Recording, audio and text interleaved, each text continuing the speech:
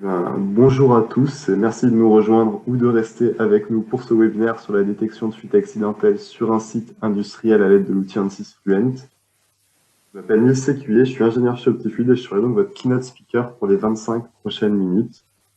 Avec au sommaire de la présentation aujourd'hui, on commencera par les présentations, une présentation de CADFEM qui est notre fournisseur pour la solution ANSYS Fluent et qui nous laisse cette belle tribune aujourd'hui pour mettre notre savoir-faire en avant. Ensuite, présentation d'Optifluid. Pour la partie vraiment technique, on passera au contexte de cette étude de dispersion atmosphérique et les objectifs fixés initialement par le client. J'ai aussi constaté avec plaisir la grande diversité des profils aujourd'hui dans notre audience. Donc, on en profitera pour reposer quelques bases sur la modélisation atmosphérique, ce qui nous permettra aussi de mettre en évidence les justifications techniques de nos choix méthodologiques. On parlera ensuite de l'implémentation de ces cas sous ANSYS Fluent avec notamment la réalisation de la simulation de 372 nuages toxiques, donc selon quel scénario, comment le site a été modélisé, quelles conditions atmosphériques ont été retenues et pourquoi, puis on regardera aussi quelques résultats. Et enfin, le dernier point qui sera l'exploitation de ces résultats et qui mettra en évidence la méthodologie utilisée pour optimiser notre réseau de capteurs à partir des résultats de simulation. Je vais tout de suite laisser la parole à Michael Gay de CADFEM pour une présentation de CADFEM. Donc, merci Nils. Donc, bienvenue à ce webinaire. Aujourd'hui, c'est le premier webinaire client. Donc, on donne la parole à nos clients pour promouvoir leurs projets et leurs compétences en simulation numérique. À propos de CADFEM, pour ceux qui découvriraient, nous sommes une société qui est d'origine allemande et qui est implantée en France depuis l'année dernière. Nous sommes basés à Lyon et avec des bureaux francophones en Suisse et en Tunisie. Nous sommes distributeurs officiels des produits ANSYS sur le territoire français, mais également d'autres solutions telles que Rocky ou MotorCAD. Nous sommes ici pour vous apporter notre service et savoir-faire, tant au niveau du support technique, des formations, mais également pour vous accompagner dans vos projets. Donc si vous avez besoin d'aide sur certains de vos projets techniques, vous pouvez nous consulter et nous serons là pour vous aider. Avant de terminer, je voulais juste vous spécifier qu'en ces temps difficiles, nous maintenons nos activités et nous sommes là pour vous aider dans le support, mais également nous sommes là pour proposer des formations. Donc, du fait du confinement, nous ferons des formations sous la forme de WebEx. Et donc, si vous voulez profiter de ces instants difficiles pour vous former, n'hésitez pas à nous contacter et nous ferons un plaisir à vous accompagner. Donc maintenant, je vais redonner la parole à Nils qui va vous présenter son projet de détection de fuite sur un site industriel. Merci Michael pour ces informations sur CADFEM. Alors quelques informations d'abord sur notre identité Optifluid. Donc Optifluid, nous sommes un bureau d'études spécialisé en mécanique des fluides et simulation numérique. On existe depuis 2011, créé par Nicolas Boisson, qui est un ancien de l'Institut français du pétrole et de Rhône-Poulenc. Donc des groupes pour lesquels il a notamment réalisé les simulations de dispersion atmosphérique des sites chimiques, ce qui explique en partie notre expertise dans ce domaine. On est situé sur le campus de la DOA à Villeurbanne, près de Lyon. On a actuellement une équipe de 6 docteurs et 6 docteurs et ingénieurs. Et en termes de moyens, on dispose d'un cluster de calcul de plus de 7-5 heures autogéré sur notre site. Et que fait-on au juste? Eh bien, c'est très simple. On intervient pour des clients très variés, donc de la TPE au grand groupe, dans des secteurs d'activité tout aussi diverses. Je vous ai mis comme exemple la chimie, l'hydraulique, le nucléaire. C'est un exemple parmi d'autres. Et toutes les études pour lesquelles on intervient ont un point commun qui est la mécanique des fluides. Donc, soit par des études de simulation et de modélisation. Donc, comme on peut le voir ici avec quelques exemples, la dispersion atmosphérique sur un site Céveso dont je vais vous parler plus loin. Des simulations pour le domaine de la santé également. On va venir, à partir de scanners de patients, reconstituer les cavités respiratoires pour simuler ici le lavage nasal. Ici, c'est un échangeur thermique qu'on vient simuler. Et enfin, on intervient, donc, comme je disais, pour l'hydraulique. Là, c'est la simulation d'un barrage sur lequel il y a une maquette physique qui a été faite, et ce qui m'amène à notre deuxième domaine d'expertise, qui est la mesure expérimentale. Donc, on intervient pour faire des mesures expérimentales sur des maquettes physiques pour recaler nos domaines, ou aussi comme des études à part entière, comme ça peut être le cas ici. Et donc, en termes de simulation et de modélisation, on utilise le solver Fluent depuis nos débuts, donc ça commence à faire pas mal d'heures CPU passées ensemble. Revenons-en au sujet qui nous réunit aujourd'hui, donc qui est la détection de rejets accidentels sur un site industriel et la conception et l'optimisation d'un double réseau de capteurs. Alors, initialement, la problématique telle qu'elle a été formulée par le client, c'est la suivante. Donc, dans le cadre des PPRT, donc les plans de prévention des risques technologiques, le client souhaite installer sur son site industriel un double réseau de capteurs qui permettrait la détection des nuages toxiques en cas de fuite accidentelle de polluants. Alors, tout ça, c'est précisé par un cahier des charges qui nous dit qu'il y a plusieurs composés chimiques qui vont être étudiés, donc de densité, de températures différentes, qui peuvent être relâchés à plusieurs endroits sur le site, qui fait environ 1 km de diamètre, et ce aussi à plusieurs altitudes et avec des débits qui peuvent être potentiellement très importants. Le deuxième point, c'est que pour la protection des zones habitées avoisinantes, il est nécessaire de détecter ces fuites en moins de 45 secondes. Ensuite, chaque nuage toxique doit être détecté par 2 capteurs au moins, donc d'où le nom de double réseau. Et en plus, il y a une contrainte supplémentaire qui vient se superposer, c'est que ces 2 capteurs détectant le même nuage doivent être distants de 10 mètres au moins pour éviter les fausses détections. Et dernier point, chaque capteur, ça représente bien sûr un coût à l'achat et à la maintenance. Donc l'objectif, ça va être de minimiser le nombre total de capteurs. Et c'est ce pourquoi le client est venu nous voir. Alors initialement, il y a 1200 capteurs qui sont prévus pour ce réseau. L'objectif, ça va être de réduire ce nombre de capteurs tout en respectant le cahier des charges. Et avant d'aller plus loin, on va vous montrer l'intérêt d'un double réseau de capteurs avec une première simulation. Donc, sur votre écran à gauche, vous aurez la simulation sans double réseau de capteurs où on a un nuage qui va être initialement libéré au niveau de ma souris ici.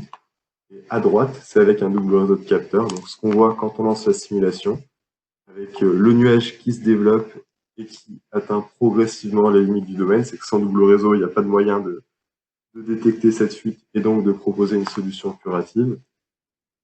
Si on passe, si on revient au début hop, et qu'on regarde sur la partie de droite, on constate qu'à 45 secondes, la fuite est détectée. Le tronçon défectueux peut être isolé et donc les conditions atmosphériques, la turbulence atmosphérique va ensuite progressivement dissiper ce nuage qui nous permettra de protéger les zones habitées avoisinantes. Alors, on va passer sur la partie maintenant principes de base sur la dispersion atmosphérique qui vont nous permettre de mettre en évidence nos choix méthodologiques. La première définition qu'on va reposer ensemble, c'est la dispersion atmosphérique. Qu'est-ce que c'est? En fait, c'est l'étude de l'évolution dans l'espace et dans le temps d'un composé chimique ou d'un ensemble de particules rejetées à l'atmosphère. Des émissions qui peuvent revêtir un caractère soit chronique, soit accidentel, ce qui va être notre cas ici, avec 3 étapes principales dans ces études. La première étape, ça va être le calcul, ce qu'on appelle le terme source, la caractérisation de la fuite en réalité. On va d'abord définir donc le produit qui est rejeté à l'air libre, ensuite son état physique, gazeux, liquide, est-ce qu'il y aura une vaporisation. On va passer aussi, on va étudier le type de perte de confinement, ce qui va notamment influer sur la quantité de mouvement initial de notre gaz. La question de la réactivité du composé chimique à l'atmosphère est aussi posée. C'est donc la première étape. Ensuite, on passe au calcul de la dispersion atmosphérique. Donc, à partir de la fuite considérée et en intégrant les conditions atmosphériques et les conditions orographiques du site, donc le relief, les bâtiments, les obstacles, on va étudier et caractériser cette fois le transport du nuage de produits toxiques pour arriver finalement à la dernière étape, qui est le calcul des effets sur les personnes. On va étudier 3 types de risques. La première chose, c'est le risque toxique. On va calculer la dose ingérée par les personnes potentiellement de produits toxiques. Et on va étudier ces doses par rapport à des seuils définis, donc des seuils aux effets létaux, des seuils aux effets irréversibles. Le deuxième risque étudié, c'est le risque explosif, où cette fois, on va chercher si la concentration du produit dans le nuage dépasse la limite inférieure d'explosivité et se trouve dans le domaine d'explosivité et étudier le volume de la poche explosive. Et le dernier risque qu'on étudie, c'est le risque d'anoxie. S'il y a des concentrations importantes de notre produit chimique, même s'il est inerte, il peut remplacer l'oxygène et donc créer un risque d'asphyxie, d'hypoxie pour les personnes. Alors aujourd'hui, on va uniquement se concentrer sur la deuxième étape de ces calculs, et le calcul de la dispersion atmosphérique, en se posant tout d'abord une première question, qui est quels sont les mécanismes physiques qui pilotent la dispersion et le transport du nuage. Alors une approche simplifiée, ça va être de se dire qu'il y a trois mécanismes qui pilotent la dispersion du nuage. Tout d'abord, il y a les conditions de rejet, ensuite l'environnement physique de cette fuite, et enfin, ce sont les conditions atmosphériques. Les conditions de rejet, tout d'abord, ça va être l'état physique du produit chimique, est-ce qu'il va être gazeux ou liquide, sa densité, est-ce que ça va être un gaz lourd qui va avoir tendance à s'épandre sur le sol ou un gaz léger qui va avoir tendance plutôt à s'élever. On va étudier aussi le type de perte de confinement, comme je vous le disais, donc est-ce qu'on va avoir une rupture brutale, une rupture guillotine, une rupture catastrophique, qui va notamment influer beaucoup sur la quantité de mouvement initial, et ce qui va être un paramètre d'ailleurs prépondérant. S'il y a une quantité de mouvement importante initialement, on peut avoir des phénomènes de jet qui apparaissent, qui vont entraîner des turbulences importantes, un entraînement de l'air externe, et donc une prédilution déjà du produit chimique. Et enfin, ce qu'il y a, c'est la température initiale et les échanges thermiques qui vont aussi avoir une rétroaction sur la densité et le comportement léger ou lourd du gaz. Donc ce point-là, il est lié à la caractérisation du terme source. On a ensuite l'environnement physique, donc la présence particulièrement d'obstacles en champ proche, des bâtiments, des murs, des cheminées, qui vont créer des perturbations mécaniques sur l'écoulement, à l'origine de perturbations des caractéristiques moyennes et turbulentes. L'exemple le plus parlant, ça va être de regarder ce petit schéma. On voit un écoulement qui arrive sur un obstacle. On a des zones tourbillonnaires qui vont apparaître en amont de l'obstacle, où on sait que les concentrations en produits chimiques vont avoir tendance à augmenter et donc où le risque va être augmenté. En aval, cette fois de l'obstacle, on a une recirculation où les concentrations seront plus faibles que dans le nuage, et où là, si on veut placer un capteur, ça va être une zone qu'il faudra bien sûr éviter. On a aussi une couche de cisaillement qui apparaît entre le recollement, la recirculation et le nuage, où là, on aura de la turbulence qui va se développer, qui va jouer sur la dilution de notre nuage. Et enfin, le dernier point, c'est les conditions atmosphériques. Alors nous, les phénomènes auxquels on va s'attarder sur notre étude, c'est des phénomènes qui sont à l'œuvre dans la couche limite atmosphérique. Il y a deux phénomènes qui vont piloter la dispersion. D'abord, c'est le frottement sur le sol. Donc, dans une couche limite, il y a un gradient vertical de vitesse qui apparaît, qui va être lié au relief, à l'orographie de notre site. Et on a un deuxième point qui va jouer, c'est les échanges thermiques entre le sol et l'air. Donc, ça va être influencé par la nébulosité, c'est-à-dire la couverture nuageuse, le cycle jour-nuit et la nature du sol. Et on sait que quand on a par exemple un ensoleillement important, le sol va avoir tendance à restituer de la chaleur à l'air et la possibilité de voir apparaître des boucles de convection thermique. Donc, l'équilibre entre ces deux phénomènes, ça va déterminer la stabilité de nos conditions atmosphériques. Et derrière, on sait que plus l'atmosphère est instable, plus le nuage toxique sera étendu et dilué, car la turbulence atmosphérique sera plus importante. Ce qui apparaît derrière ces trois paramètres, c'est une sorte d'échelle de grandeur, où on aura une échelle très locale qui va être liée aux conditions de rejet et à la fuite. J'ai mis une grandeur assez arbitraire de 10 mètres ici. On a ensuite l'environnement physique lié à la présence du site industriel, qui va être notre deuxième échelle de grandeur, qui va être quand on dézoome, qui va être de l'ordre de 100 mètres. Et ensuite, on passe sur l'écoulement atmosphérique.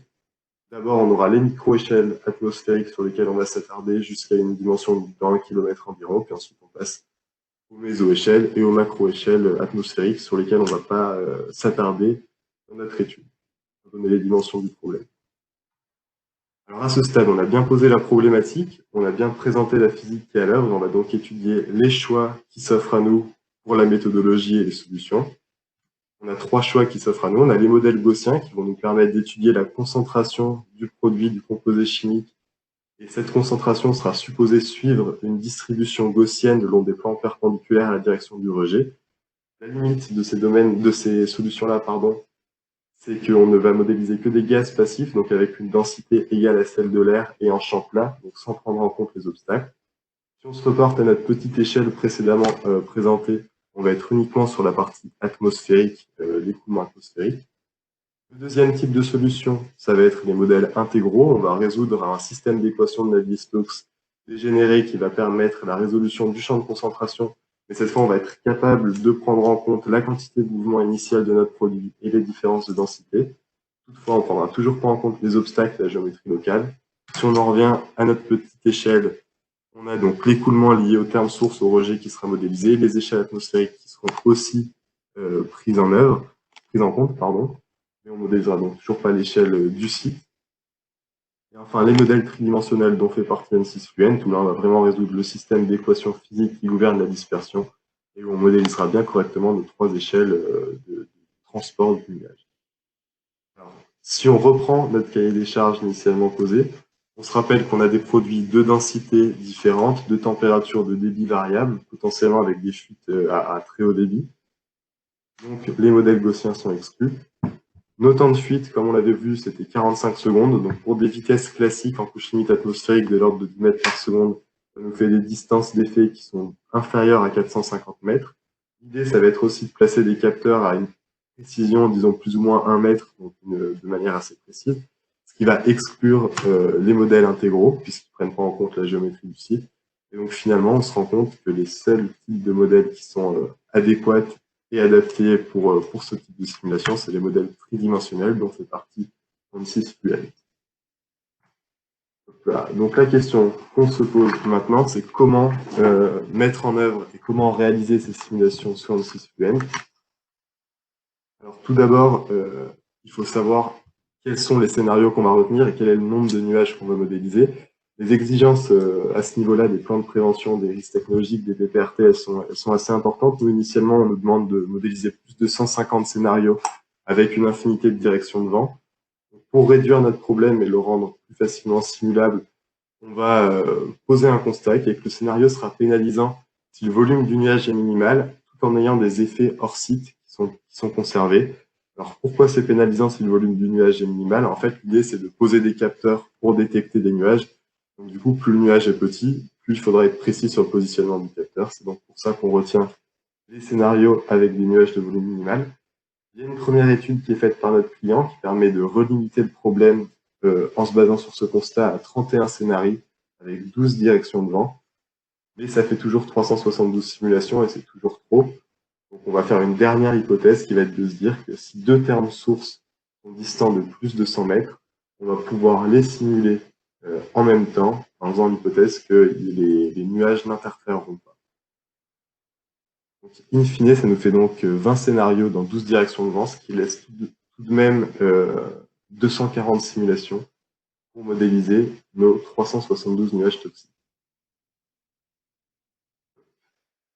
L'étape suivante, ensuite, ça va être la modélisation du site. Alors, la modélisation du site, comme je vous disais, on a une emprise au sol qui est de l'ordre de 1 km, avec une hauteur de notre domaine de 200 mètres, ce qui est cohérent avec les conditions atmosphériques suffisantes pour les conditions atmosphériques que l'on a retenues et que je vais vous présenter juste après. Notre domaine a une forme de polygone à 12 côtés, un dodécagone, pour justement modéliser nos 12 directions de vent. Alors, comme toujours, la réalisation de la CAO, ça peut être un peu compliqué quand il n'y a pas déjà une CAO qui existe. Donc, nous, on l'a fait à partir de 2 plans qui existaient, 2 photos prises sur place et du satellite. L'avantage de la CFD, comme je vous le disais, c'est la prise en compte de la topologie du site. Et donc, des volumes, des bâtiments, des cheminées. Il y a 2 types de volumes et de bâtiments. En fait, il va y avoir des bâtiments qui seront imperméables à l'écoulement. Donc, on va retirer donc le volume de notre domaine simulé et qu'on va modéliser avec des conditions limites de type wall, qui correspondent aussi à nos maillages, à nos surfaces en gris. Et il y a d'autres types de volumes qui sont, comme on peut le voir sur cette photo, comme ce réseau de tuyauterie par exemple, qui vont être poreux, qui vont laisser passer l'écoulement tout en y opposant une résistance. Et donc nous, on va modéliser ça avec Fluent par des volumes de type porous zone et qui sont indiqués en bleu sur la photo, sur l'image ici.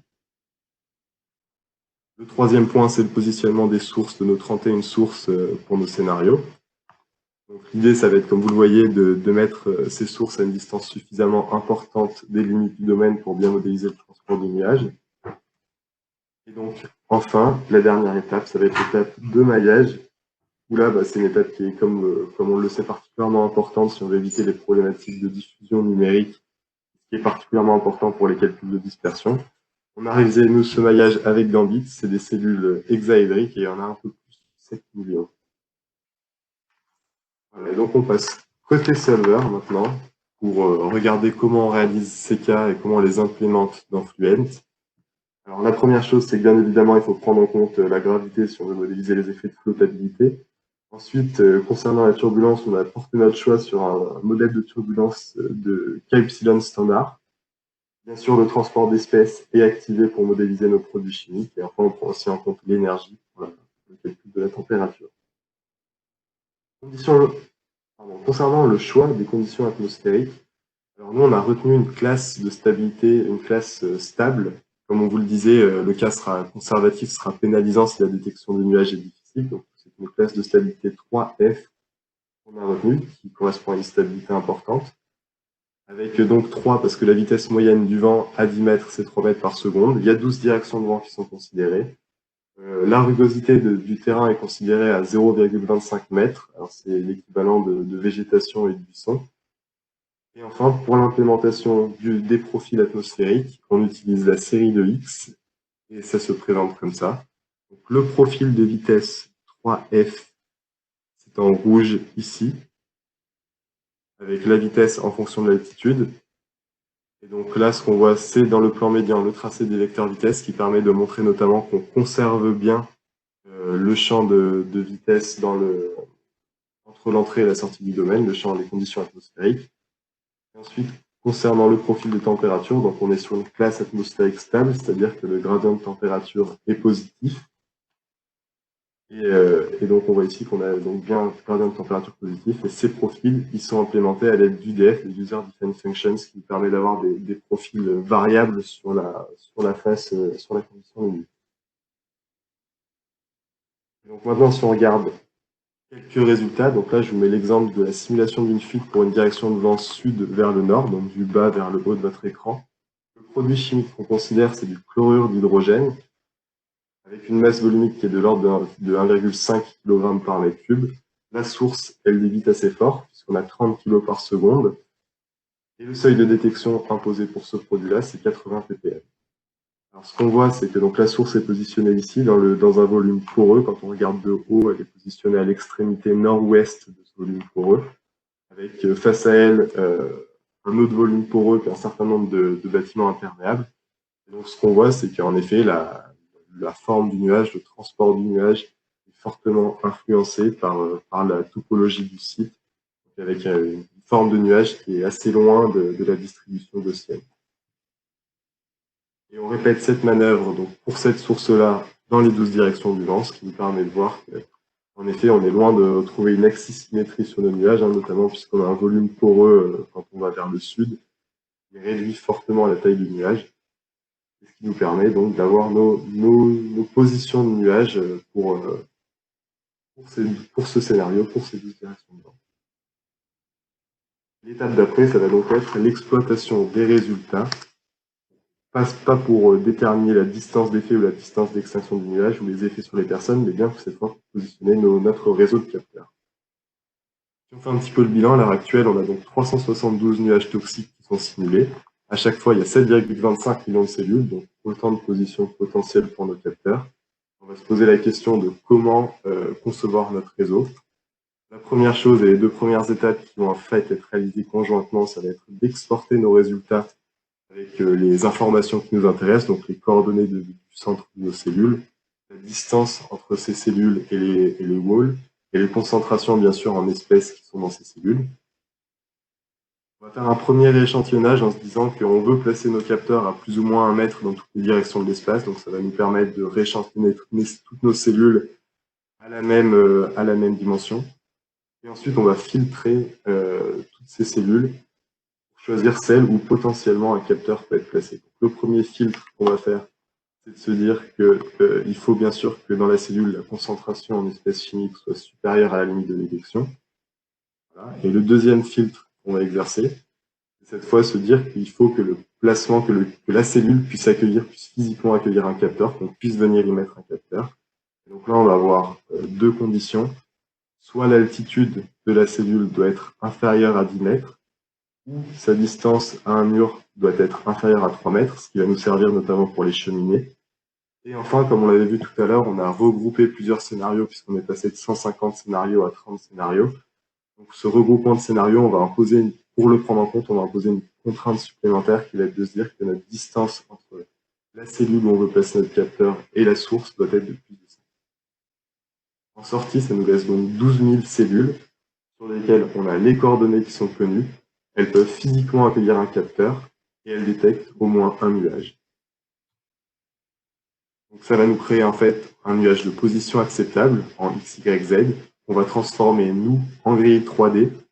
Et dans cette grille 3D, on va soit attribuer à chaque point la valeur de 1 si on se dit qu'il y a un capteur qu'on veut positionner, soit la valeur de 0 s'il n'y a pas de capteur. Donc à partir de là, c'est là que commence la partie optimisation. Et nous, notre optimisation, on a choisi une méthode de type Metropolis en fait, pour la réaliser, avec le calcul d'une fonction score qui va déterminer la qualité de notre répartition de capteurs, avec un objectif qui va être de minimiser cette fonction score pour valider notre optimisation. Pour illustrer tout ça, initialement, on choisit une configuration de positionnement des capteurs. On transforme donc le 12 000 positions en un nuage de 0 et de 1. On calcule la fonction score associée à cette première répartition. Ensuite, on prend une cellule aléatoirement. Soit il y a un capteur qui s'y trouve déjà et on l'enlève, soit il n'y en a pas et on le rajoute. Donc techniquement, soit il y a un 1 et on transforme en 0, soit il y a un 0 et on transforme en 1.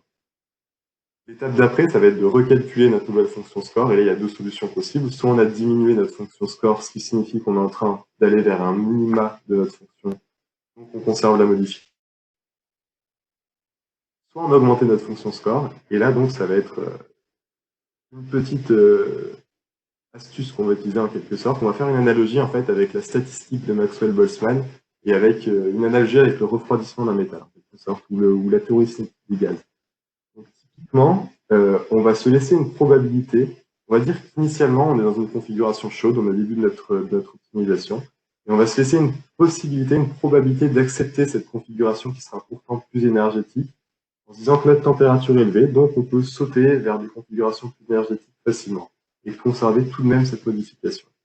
Donc, on aura une température qui sera initialement importante, la possibilité d'accepter ces variations, et on va répéter 200 000 fois cette itération en diminuant progressivement notre température, donc comme un refroidissement. Et donc, progressivement, on aura de moins en moins de chances d'accepter des variations défavorables. L'objectif d'accepter initialement des variations défavorables, c'est de se dire que notre fonction score est potentiellement pas monotone, et donc il y a des minima locaux et un seul minimum global. Et donc, pour aller chercher le minimum global, on va quand même se laisser la possibilité de, des fois, augmenter notre fonction score. Donc, au bout de 200 000 itérations, on est sur un minimum. Et on va faire ce qu'on appelle un recuit simulé, c'est-à-dire qu'on va réaugmenter notre température, notre température qui nous permet de calculer notre probabilité d'accepter des configurations défavorables. Et on va de nouveau faire un refroidissement, ce qui va nous permettre d'aller chercher, de sortir d'éventuels minima locaux pour aller vraiment chercher le minimum global. Comme on le voit donc, le nerf de la guerre sur cette optimisation, c'est la fonction score. Il n'y en a qu'une seule, mais comme on a vu, il y a plusieurs contraintes. Il y a le nombre de capteurs, bien sûr, qui doit être minimisé. Il y a aussi la contrainte de redondance, c'est-à-dire avoir 2 capteurs pour chaque nuage toxique. La contrainte aussi de distance entre les capteurs, c'est-à-dire que ces 2 capteurs détectant le même nuage doivent être distants d'au moins 10 mètres. Donc notre fonction score, elle va venir pondérer ces différentes contraintes afin de converger vers un résultat qui sera optimal selon l'importance relative qu'on aura donnée à chaque critère. Et puisqu'une image vaut 1000 mots, on vous a mis un film qui va présenter le processus d'optimisation. Alors, sur la vue que vous voyez ici, les points noirs, ça correspond aux positions possibles pour nos capteurs. Les triangles violets, ça correspond aux sources. Et enfin, les carrés qui sont colorés de couleur bleue à rouge, ça va correspondre aux positions de nos capteurs. Et donc, plus ils sont bleus, plus ils sont bas, plus ils sont rouges, plus ils sont hauts. On a une vue isométrique, une vue de dessus et une vue de côté. Et enfin, la dernière image, ça va être ici les graphiques qui vont présenter l'évolution en fonction des itérations de plusieurs paramètres. Donc en noir, c'est le nombre de capteurs. En jaune, c'est notre température qui diminue ici avec le recuit, puis une diminution. Et notre fonction score, elle va être en orange ici. Donc si on lance l'optimisation, on voit qu'au début, la température est élevée, donc la possibilité pour les capteurs de se multiplier et de former une configuration potentiellement défavorable est acceptée et forte, avec notamment une augmentation de la fonction score. Progressivement, le nombre de capteurs diminue puisque la température diminue et donc on est vraiment en train d'aller vers l'optimisation, vers un minimum local de notre fonction score. On arrive ensuite à l'étape de recuit, donc on réaugmente la possibilité d'accepter des fonctions score plus élevées. Et voilà, la température diminue de nouveau. On répète cette opération 30 fois et c'est ce qui nous permet d'atteindre notre configuration finale optimisée. Et Donc on passe à la conclusion, et en conclusion, ce qu'on a pu voir, c'est que l'outil ANSYS Fluent est adapté pour la réalisation de calculs de dispersion atmosphérique en micro-échelle atmosphérique, donc de 0 à quelques kilomètres. Généralement, la valeur d'un kilomètre est retenue. Nous, ça nous a permis de faire la simulation de 372 nuages toxiques en classe atmosphérique stable. Derrière l'exploitation de ces résultats, ça nous a permis de concevoir un réseau de capteurs, minimise le nombre de capteurs tout en respectant diverses contraintes de positionnement. Ensuite, du fait de la pondération de la fonction score et surtout des contraintes de positionnement, derrière, il y a quand même des scénarios qui vont être, il va être nécessaire de venir rajouter des capteurs à la main, puisqu'en effet, on a restreint le nombre de positions possibles. Donc, il n'y a plus que 7 scénarios derrière sur lesquels on a juste à passer les capteurs manuellement pour avoir notre réseau de capteurs finalement dimensionné, optimisé. Donc, passer d'une configuration 2200 capteurs à une configuration finale de 60 capteurs environ. Voilà, je vous remercie pour votre attention et donc j'attends vos éventuelles questions sur cette présentation.